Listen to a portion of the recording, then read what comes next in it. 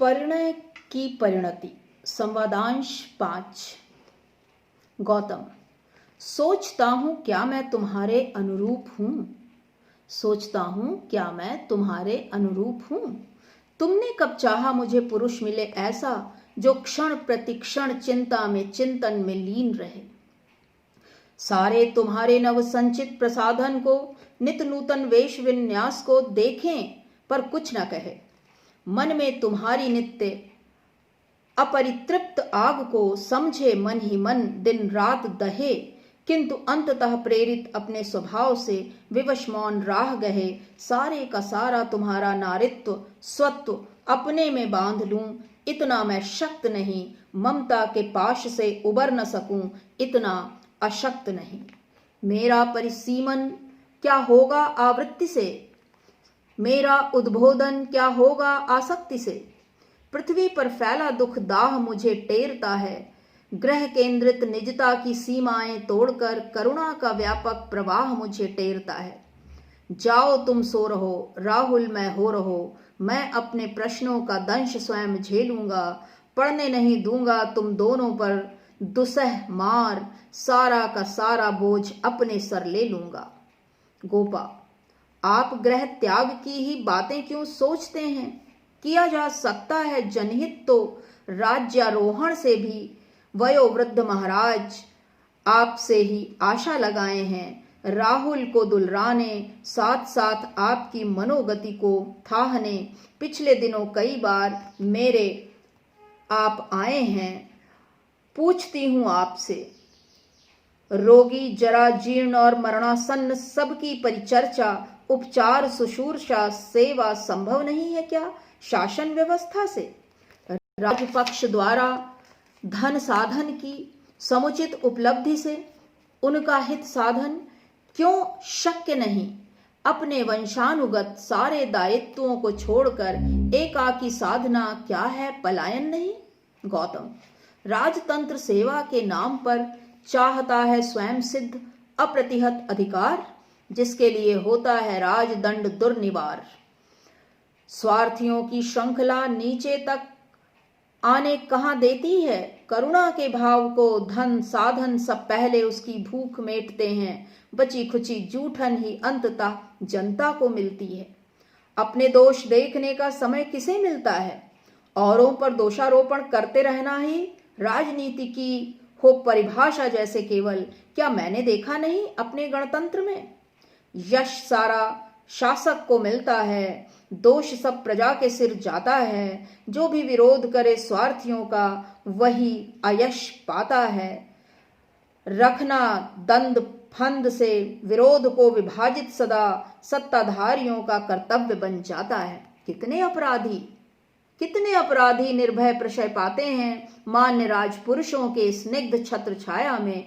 कारा में बंदी हैं कितने ही निरपराध, लगा हुआ घुन जिनकी काया में। अनजाने अक्षर बनाता है मृत्यु के पग पग पर देकर उत्कोच। कौन अनुचित लाभ लेता नहीं। अपने स्वार्थ साधन से ऊपर स्वराज को कोई स्थान देता नहीं। ऐसे राजतंत्र से ऐसे गणतंत्र से कैसे जनहित होगा। कितना जनहित होगा। मुझे यही लगता है त्यागमयी सेवा के हिंसाहीन भाव बिना कहीं कोई द्वार नहीं। बिना परमार्थ की सद्वाशयी प्रवृत्ति के गर्हित स्वार्थ वृत्ति से होगा निस्तार नहीं। मन की दुर्बलता को जीते बिना किसी को सुलभ होगा जीवन का सार नहीं। गोपा, पूछती हूं आर्यपुत्र, कितने लोग संयमी हो उत्कट तपस्या का मार्ग अपनाएंगे। कितने लोग वैभव को स्वेच्छा से त्याग कर निरासक्त वन पथ को जाएंगे। कितने लोग एक साथ वहां शांति पाएंगे। क्या वे राग द्वेष लोभ मोह सब अपने ही संग संग वहां नहीं लाएंगे। अपनी स्वार्थपरता से अपने सदाशय को अंततः क्या वे नहीं लांछित कराएंगे। मन के विकारों से रक्षित रह पाएंगे कितने लोग। गौतम, गोपे सुनो गोपे, किसी नए मार्ग की सफलता का निश्चित प्रमाण तो उसका प्रयोग और अनुभव ही होता है। इतनी अनास्था नहीं मुझको मनुष्य पर। उसकी सदाशयता को समझे बूझे बिना कैसे अविश्वास करूं उसकी चित्तवृत्ति पर। गिरता है आदमी तो स्वयं ही, उठने का यत्न भी तो करता है। गोपा, यही बात शासन व्यवस्था के लिए भी सही क्यों नहीं है? फिर राज्य का आश्रय सदाशय है क्यों नहीं? उस पर संदेह क्यों होता है आपको? उसका पथ आपकी दिशा से कहाँ भिन्न है?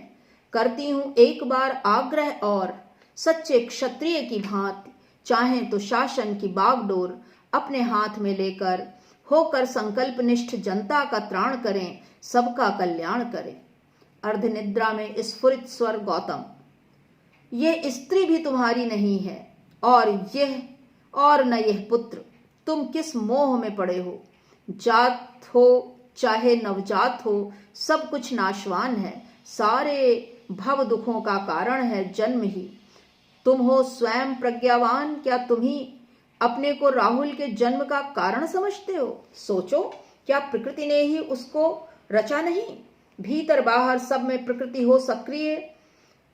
मन पर चित्त वृत्तियों पर शासन अनुशासन करो, अधोमुखी इंद्रियों पर विजयी बनो। तुम तो मनस्वी हो, मुक्ति का मार्ग वरो, उससे आसक्ति कैसी जिसके तुम केवल निमित्त हो। यशोधरा, यह क्या कह रहे हैं आप?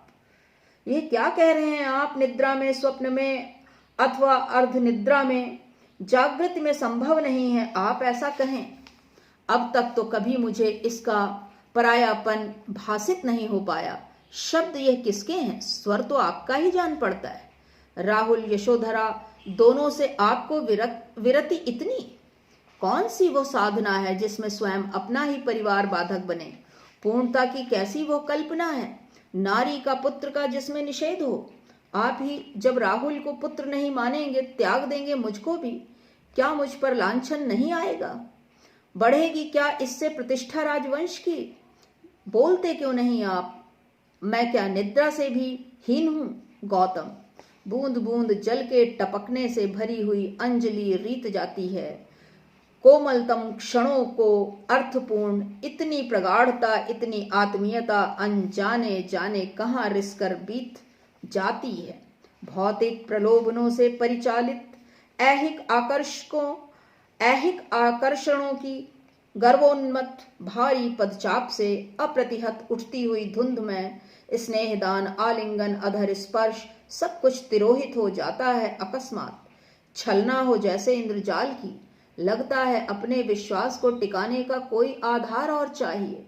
मनोजगत से गहरा प्रज्ञा तल पर ठहरा चारों ओर देखता हूं। अनाचार, भ्रष्टाचार, कदाचार, मानव को भूल ही गया जैसे सदाचार।